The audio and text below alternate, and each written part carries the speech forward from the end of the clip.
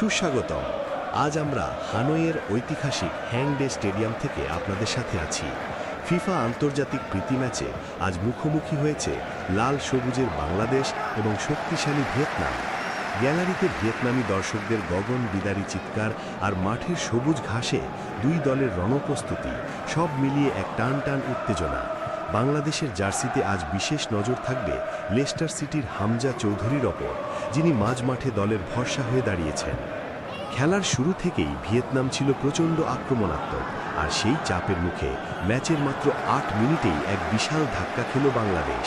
Defender Zayan আহমেদের গায়ে লেগে বল দুর্ভাগ্যজনকভাবে বাংলাদেশের জালে জড়িয়ে যায়। আত্মঘাতী গোল।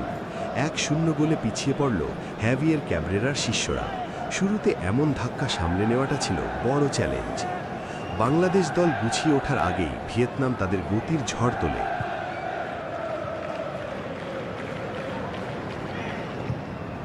১৮ মিনিটে ভিয়েতনামের ফরওয়ার্ড ফার্ম জুয়ান মান ডি বক্সের ঠিক ওপর থেকে এক ১০-০ শটে ব্যবধান দ্বিগুণ করেন। ২-০। ভিয়েতনামের ওয়ান টাচ ফুটবল আর প্রেসিংয়ের সামনে বাংলাদেশের রক্ষণভাগ তখন হিমশিম খাচ্ছিল।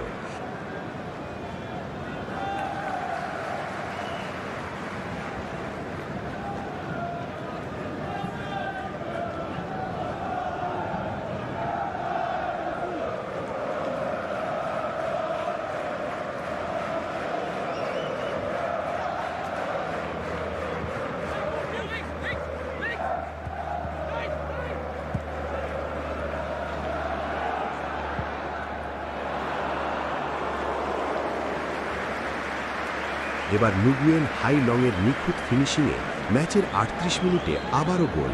স্কোর লাইন দাঁড়ায় ৩-০।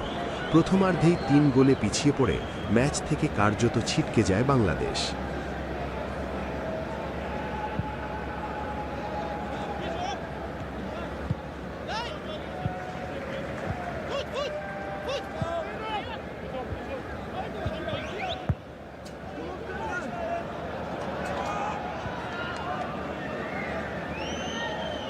দ্বিতীয়ার্ধে বাংলাদেশ কিছুটা রক্ষণাত্মক হয়ে খেলে এবং প্রতি আক্রমণে ওঠার চেষ্টা করে। মোরসালিন এবং রাকিব হোসেন ভিয়েতনামের বক্সে কয়েকবার হানা দিয়েছিলেন, কিন্তু গোলরক্ষককে পরাস্ত করার মতো পর্যাপ্ত ফিনিশিং পাওয়া যায়নি। মাঝ মাঠে হামজা চৌধুরী এবং জামাল ভুঁইয়া চেষ্টা করেছিলেন বলের দখল নিতে, কিন্তু ভিয়েতনামের ফিজিক্যাল ফুটবল আর ট্যাকটিক্যাল সুপিরিয়রিটির কাছে আজ হার মানতে হয়েছে আমাদের ফুটবলারদের।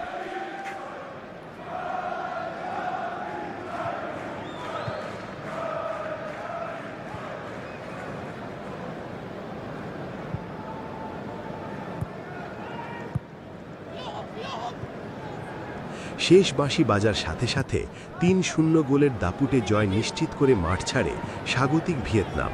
হারের ব্যবধানটা বড় হলেও শক্তিশালী একটি দলের বিপক্ষে এই ম্যাচ থেকে পাওয়া অভিজ্ঞতা এশিয়ান কাপ বাছাই পর্বের আগে বাংলাদেশের জন্য বড় শিক্ষা হতে পারে। আজ এই পর্যন্তই। আমাদের সাথে থাকার জন্য ধন্যবাদ। খোদা হাফেজ।